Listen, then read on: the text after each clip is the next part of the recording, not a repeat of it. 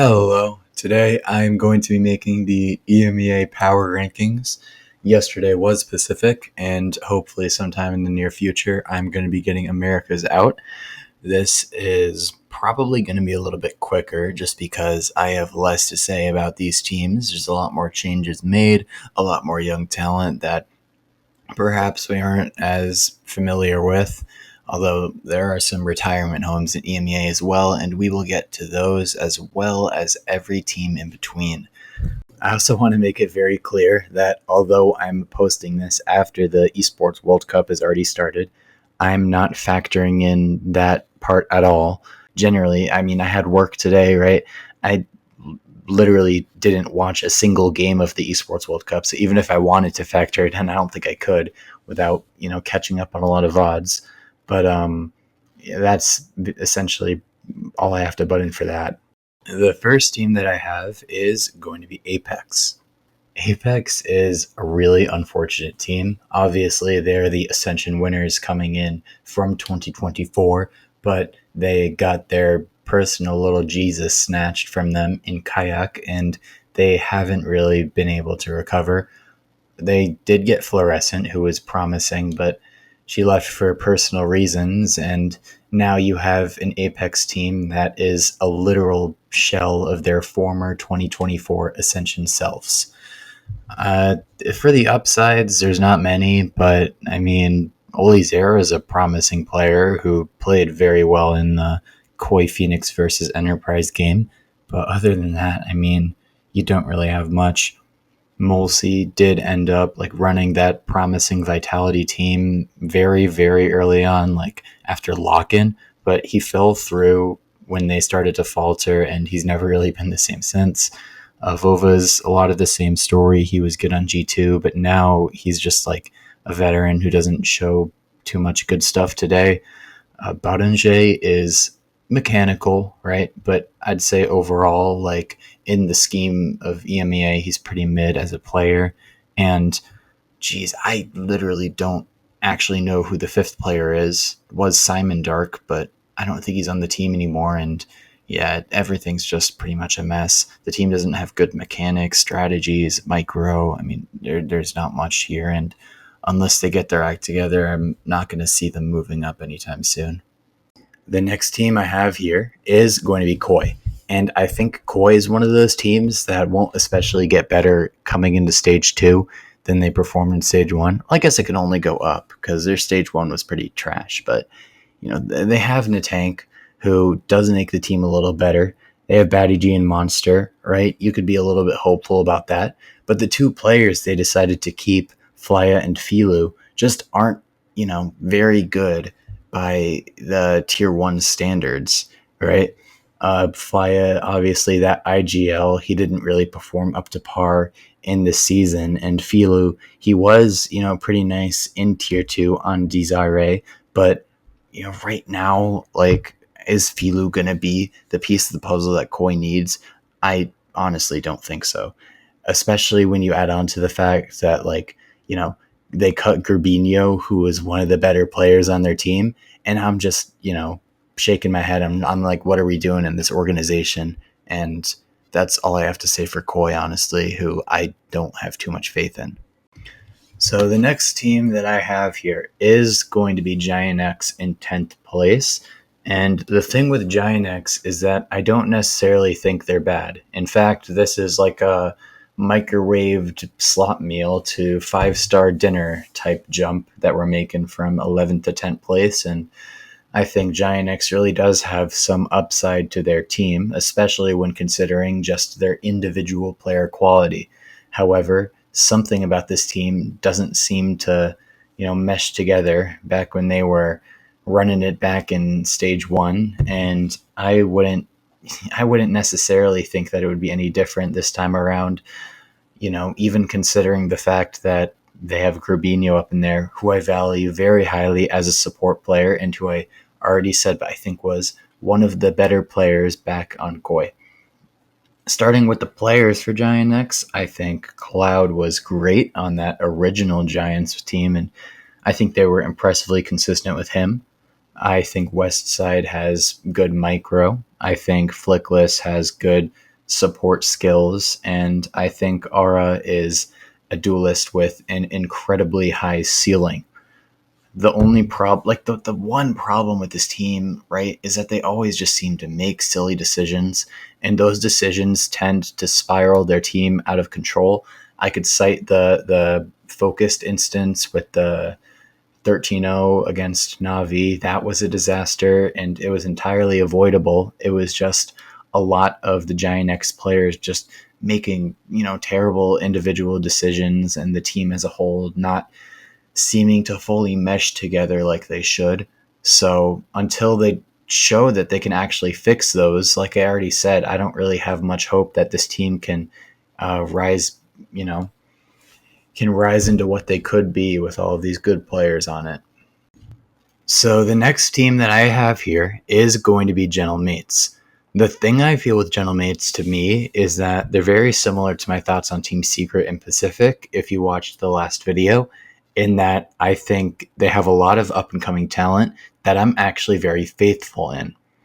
Firstly, I've been repping Prox since he was on Fivehead, and he's always just been insane, right? I think Vakaj is an okay enough player who can flex Yoru, but he would have to show that he's good enough on other agents. And obviously, I saved the best for last because Comeback is absolutely unbelievable and is probably one of my favorite players to watch personally. I think Kamek and Mini are proven, with Kamek being great on Liquid back in the day and Mini being great both on Go Next and M8 in the most recent season. I say back in the day, it was this season. I don't know what I'm talking about. But they'd honestly just need to get better, like IGLing, and just probably prove that Vakaj is good enough on Sova, which I don't think, especially watching the most recent games that M8 played. I'm not factoring those into account, by the way, because I would have faith in Prox and Comeback anyway, but Vakaj looked okay, but nothing particularly special, I'd say. Those are probably where my only concerns would lie. So the next team that I have here is the FPX retirement home, being Nadizen Seer. The thing with Nadi is that if you have faith in Xiao and Angel, then you're going to have faith in this team because, let's face it, Xiao and Angel, they're still ready to play. They're still looking nice, especially Xiao, who shows up every now and again and does some nice stuff. You could also say that for this team, the surrounding talent's looking pretty good as well. You have Ruxic, who is doing nice in that controller role. Alexic, who is a good mechanical player, who's a good pickup for this team, and who I think is probably a little better than Koala Noob player-wise. And then you have Hero, who I'd say is one of the best players just in EMEA. The only thing for this team is you could say, they're a little bit by the books. They've been straying away from that sort of stereotype recently. However, I'd say it still applies to them in a major sense. And honestly, I'd say I view this team post their whole stage 1 run after Sao Paulo in a similar manner to how most people view Team Secret and Pacific, being that if you could beat this team, then you're probably doing pretty good. And if you can't, then you might gotta work on some stuff, The next team here is going to be Vitality. And for Vitality, I don't think there's much to talk about other than the question of, will the switch from safe to unfake rectify the very evident issues that this team had with the IGLing space of their team?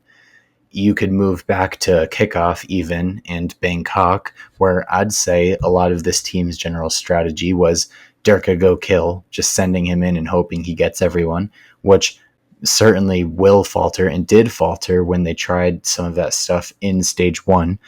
And I know nothing about Kovac, but I'd say, Unfake was pretty good on Job Life. And I wouldn't say that my hopes for him fixing this team are high, but I'd say that there is a chance for this team to sort of bounce back and to make it back to where they actually should be, which is at the top with less, with Durka, obviously, and dare I say with kicks, who actually looked very good at Bangkok.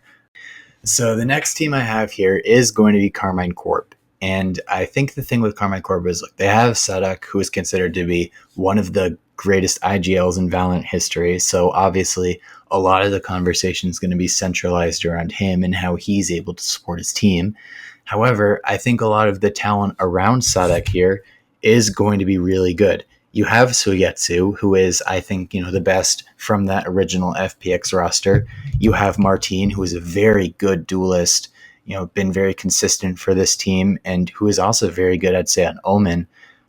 You have the Elite, who was crazy hyped up in the 2024 season, hasn't been showing, the fruits of that hype as much recently. However, at the end of stage one, he was looking pretty promising, I'd say. And then you have Avez. I'm not as high on Avez, like specifically. Like, I don't rate him as much. However, I'd say, he's been playing, especially with these weird comps. So they run that Phoenix stuff. You could say there's been a lot of terrible Phoenixes. And I think it'd be disingenuous to say that Avez is one of them, quite frankly. The thing with Carmine is that they run these weird comps. However, I think less of the success is about like whether the actual coaching style or whether the style with these comps will work, because they have been proven too. The question is more like, how is this team going to be coordination wise? Because sometimes, the ideas are nice, but they just get in there and the micro flops a little bit. As long as Sadak can sort of IGL, not a little bit better, but just a little bit more, consistently with this team, I'd say the promise that they started to show at the end of stage one and at the end of the regular season there is going to skyrocket. And they are actually going to be one of the better teams out there in EMEA, at least in my personal opinion. The next team I have is going to be Foot. Foot, I think I'm a little confused on. I don't really watch as many Foot games as I do the other teams. I usually just prefer to watch Zeus highlights. But for Foot, I'd say, they're doing a lot of weird stuff. They're forcing these like double duelist comps with Curaxes, and Curaxes doesn't really look incredible on duelist. It's better than like what they were doing at the beginning of the year when they were like literally sending Zeus alone onto site just to die. But I think, that something like that would probably be more of a problem with like the Mr. Fallen IGLing situation. And overall, the team just needs to get their act together if they actually want to make it far. Yeta J and Out Captain are, they're good as always. And Zeus is one of the best duelists in the world. You can't really, say much about that. But there's genuinely no reason that their decision making should be this bad. And overall, I don't have much faith in them to go ahead and make it farther than their actual Turkish counterpart team, which I honestly don't think I ever thought that I would say. The next team I have here coming into the top four is going to be BBL. For BBL, I mean, listen, the whole Chiwa situation is unfortunate, but, we got to look at the upside, right? Magnum is a better player than Vok, and I'd say that the rest of this team, has a good shot in actually doing something. Of course, I could start with Magnum, right? Magnum was great for Carmine Corp when they were actually looking like a team in 24, and now I think he's doing some good stuff too. But, we're talking about the rest of their roster. I mean, this is known as the cracked Turkish aimer roster. You have Levin and Sociable. I'd say Levin, an absolute monster of a player who is probably a little bit underrated even right now. And Sociable is a great fragger and who has his moments individually, who looked especially good during the middle of stage one there. I'd say Yampi is a good player, good proven IGL. It's especially what this team needs. And Profek is a good controller for this team as well. So, right, even when you have the whole Chiwa thing, I think BBL being a top four is sort of a kinch, right? They're a bit aggressive, right? But I don't even falter them too much for that. I think I'd falter them more for a lot of their micro decision making, which sometimes can be, not like oh, inexcusable, like you're making terrible decisions. It's more like, can BBL actually stack up against the best teams in the world when they play them? How can BBL stack up against something like Fnatic when Fnatic just have so much better micro, right? So BBL, promising team, incredible roster, but can they actually get to champions, which I think is the end goal for this team? I'm not entirely sure. The next team I have here, I'm not going to spend too much time on, and it is going to be Team Heretics. The roster is already pretty apparent. Boo, who is the solid IGL, Mini Boo, good duelist, Woot, Rien's, two good aimers, especially Rien's good, like a mechanical micro player, and then Benji Fishy, who is really consistent most of the time. However, a lot of the concern for this team lies with their performance in Masters Toronto, which was, I'm not going to sugarcoat anything, horrendous, right? The first game against PaperX was a little excusable, mostly because PaperX was on top of their game. But the game against Wolves, I mean, a lot of Heretics decision making, a lot of I think a lot of it was like reads, right? Their comps weren't the greatest, and I don't think their strategies were the greatest. But even when you go down to individual micro decision making, right? The Heretics game against Wolves was pretty terrible, right? You'd have to say that. And, are they going to bounce back and stabilize? I think so, especially with the raw talent that's on the team. I think Benji Fishy is great. I think Rian's, Woot, Mini, they're all great. It's just, how are they going to do after that Toronto performance, which was pretty terrible?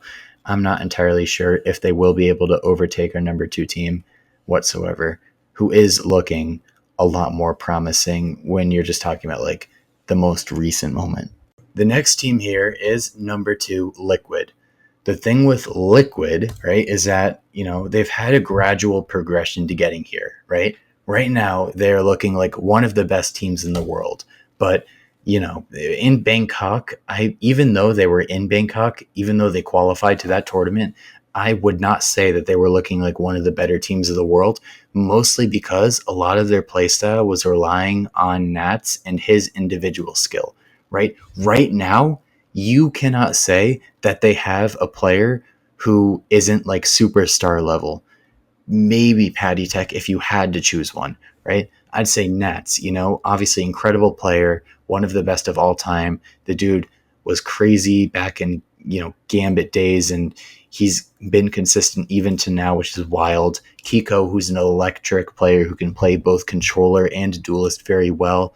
I already mentioned Patty Tech, but he, came for Heretics and looked surprisingly good for them. And, right now he's looking very good for Liquid too. And Camo, who's a little bit more, I'd say, inconsistent, but the dude has had points in the regular season where he is absolutely fried.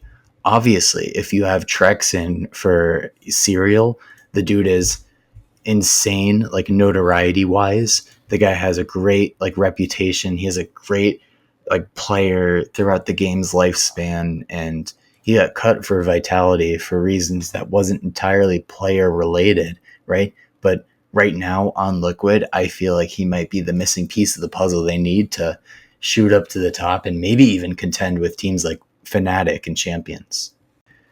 For first place, I do have Fnatic, which is not only non-negotiable, it's a little bit of a no-brainer here. I watched Fnatic back in their Red Bull home ground and RGO tournaments at the beginning of the season, and I thought that they looked good, but not great. I thought that their slow play style was especially hindering them, and I thought that maybe, even though I obviously had faith in Kayak because I watched him during Ascension, and you can't watch Apex and Ascension and not have faith in Kayak, but I thought maybe the replacement of Dirk at a Kayak was a little bit extreme.